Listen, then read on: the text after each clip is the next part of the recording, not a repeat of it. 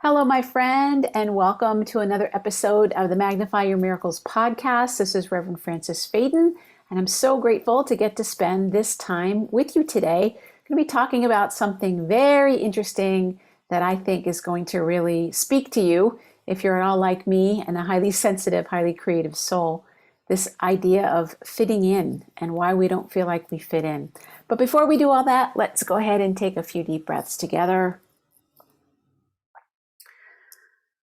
Get ourselves grounded, centered, letting go of whatever happened before. If you're driving in a car, please keep your eyes on the road. You can always bring your awareness to your breath.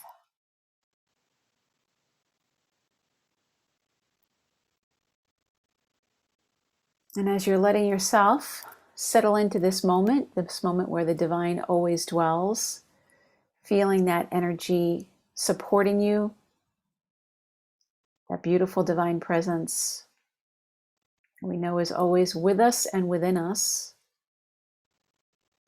And whatever you need to hear today to really help you magnify your miracles will be exactly what you hear.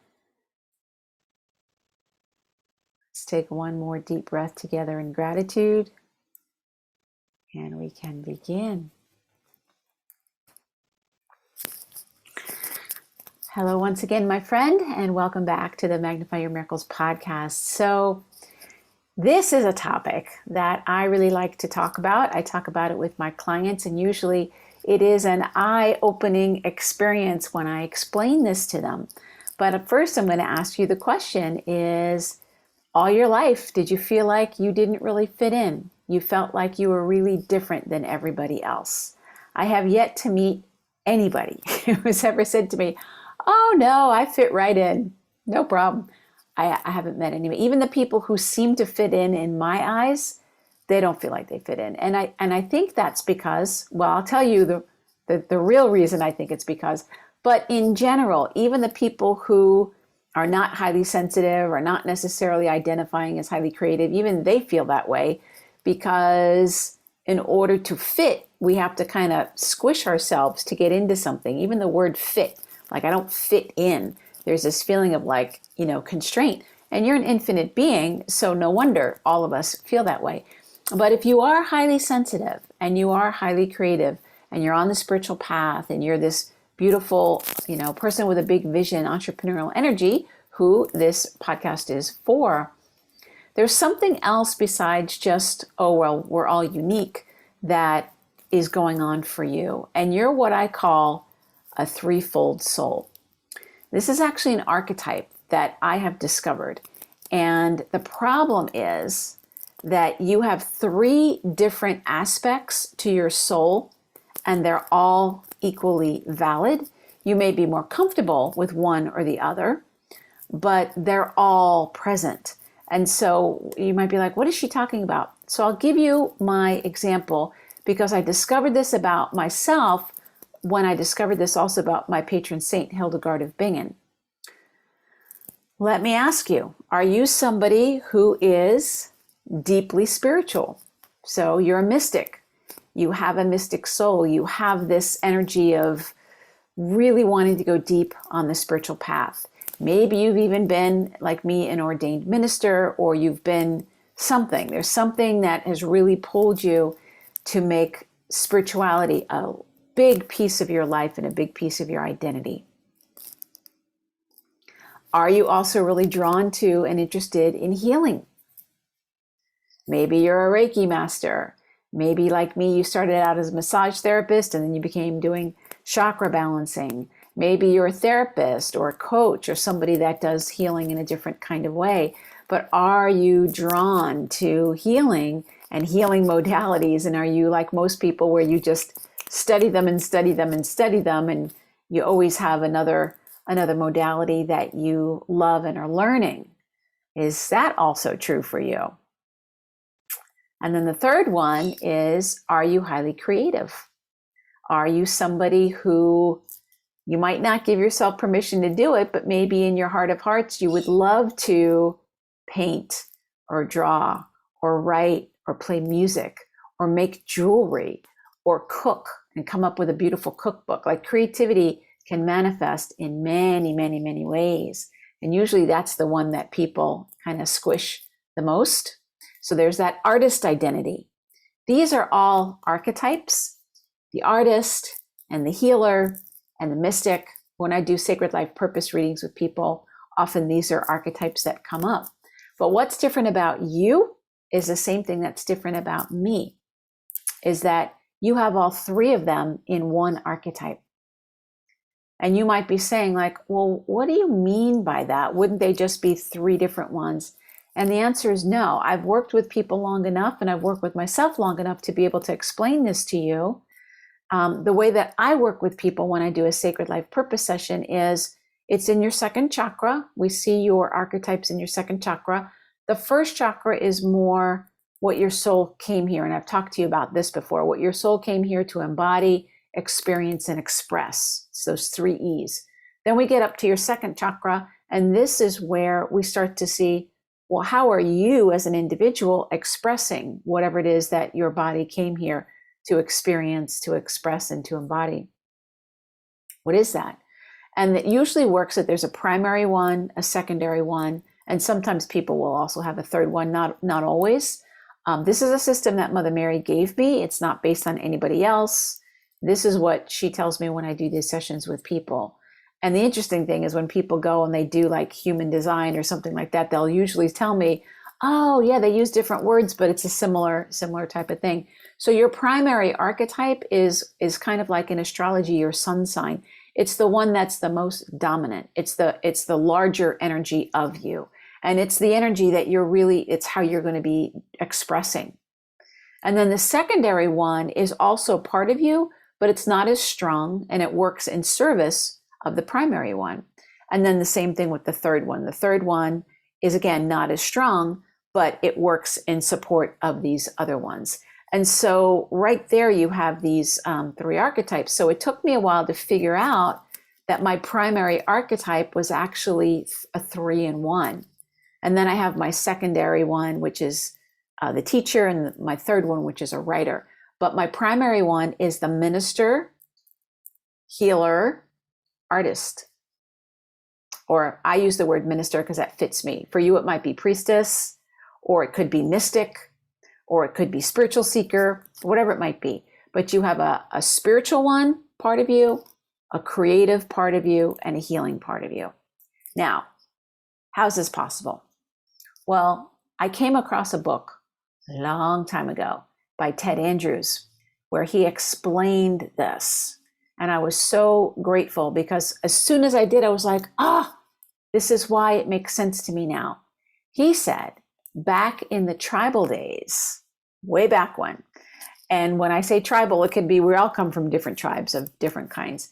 He said back in the tribal day, that person in the tribe was one person.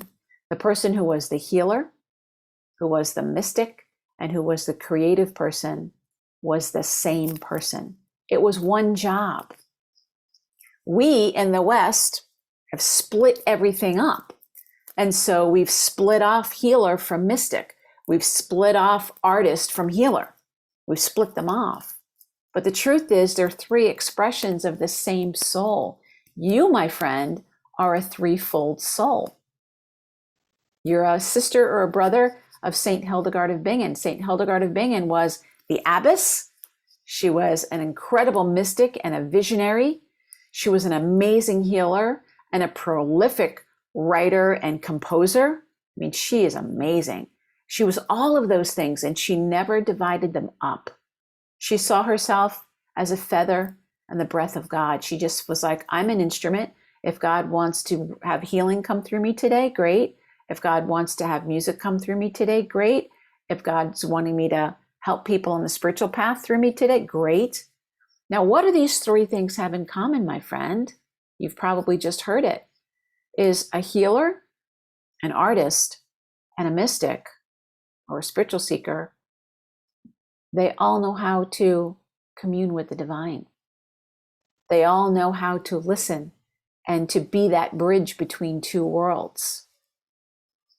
So whether you're doing that as a healer and you're listening and you're being a channel for healing energy, or you're doing that in your own meditation time and you're having this divine experience that you're then, teaching to other people as a coach or whatever it might be. Or as an artist, you're someone who is channeling this beautiful energy. So the threefold soul means that there's three aspects, but one beautiful expression. And one of the things I've taught my clients, and I've taught this over the years, is if you try to choose one over the others, you'll start to feel stuck and you'll start to feel frustrated. So I have a good client of mine who is an amazing musician, but you know what? She's also an amazing healer. And when she tries to go over here and just do the music and, play out in clubs and stuff like that, be a musician, people invariably come up to her and say, your music is so healing. How could it not be? Of course, it's going to be healing, and she's really drawn to all things spiritual. And so she's a mystic as well. How could it not be? You can't not be these archetypes. You can't not be your soul. But if you try to divorce yourself and say, I'm going to be a healer, I'm not going to be creative, I'm not going to be an artist, it's like trying to split yourself and only have one hand available. It's not going to work. You have to honor that all three of these are the truth of who you are. And as you start, now there might be one, like I said, you might be more comfortable. Like I'm really comfortable in the healer role, and and it took me a while to get more comfortable in the minister role. But I'm really comfortable in those. And the one that I don't give a lot of attention to is the creative part of me, which again, I'm getting better at that. And just even having this conversation with you is an act of creativity. But letting myself every day work on my books, or let myself, take some time to do some painting or something, like things that I consider classical art stuff. I love it. I love everything having to do with it. I love talking to you about it. I love supporting people in their creativity. I love it. But it's not an easy aspect for me to own, because I have negative voices in my head that tell me like, oh, creativity, what can you do with that? Or you're not very good at it. Or, it's my own internal stuff. That's why I'm so good at helping other people with it, because I'm so familiar with it myself. But I have seen that as I let myself be that part of my archetype, be the creative person, be that Hildegard energy, everything else starts to work in my life. If I get too myopic and I only focus on one aspect, my joy goes out the window. And even though I'm doing something that I like doing, I'm not showing up as a whole integrated being. So this is one reason, my friend, that you're never going to feel like you fit in. You're going to feel so different, because the advice out there is going to say to you, you have to pick one. You have to pick one. It's never going to work for you to pick one. It's never going to work for you to try to slice yourself, slice your soul. That's this beautiful, multifaceted thing into, only a third of it, And so just so that you understand what I'm talking about, when I'm talking about sacred life purpose, I'm talking about the primary archetype. You have a threefold soul. That's your primary archetype. Then you probably have a secondary one. So for me, minister, healer, artist, that's me. And then the secondary one is the teacher. And then the third one is specifically the writer. And that all works together for me, so that if I were to try to only be a teacher and I wasn't also being a minister, like I'm not here on this planet to teach people algebra or something. Like I'm not here just to teach, but there's always a teaching aspect in my ministry. There's always a teaching aspect in my coaching. There's always a teaching aspect in my mentoring. It's not just here, let me do it. It's here, let me show you how you can do it. So that piece is always going to be there for me. I love working with these archetypes. I think they answer so many questions for us.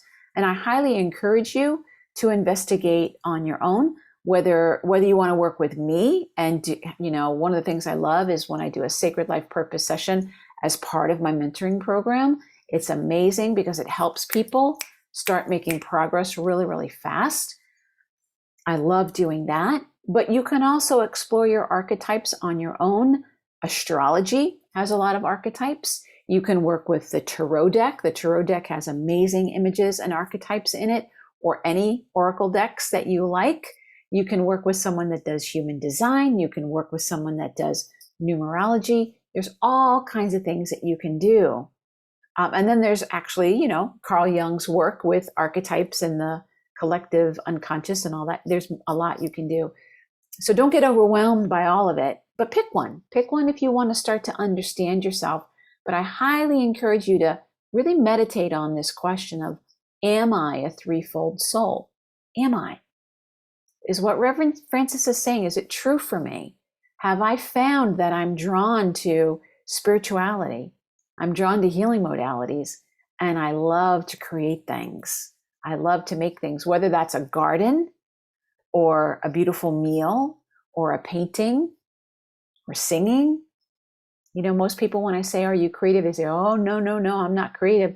And then they show me a picture of their beautiful backyard that is completely landscaped by them. I'm like, I think there might be more creativity here than you're allowing for. So think about it, my friend. And if it is true for you, please take heart and know that the fact that you don't fit in is a blessing and it's a good thing. And there are many, many people just like you and I out there who are these threefold souls. It's one of the reasons we created the Magnify Your Miracles membership, is to give people like us a place where we can connect and we can let ourselves be all three aspects all the time and learn how to embody this amazing energy. It's an abundant archetype, my friend. And I hope that this has been a source of comfort for you and eye-opening. If it has, I'd love to hear from you. I love hearing your comments and what this is like for you. If you had an aha moment, that is always helpful. If you did enjoy this episode, I would so appreciate it if you could let your friends know about it. If you're watching it on YouTube, if you could subscribe, and if you're listening on Apple Podcasts or wherever you get your podcasts, if you could leave a review for me, that would help me out so much. I really appreciate it. So my friend, my beautiful threefold soul friend, I am just reminding you that the key to magnifying your miracles is to remember that your miracle is already here. God bless you, my friend. Bye-bye.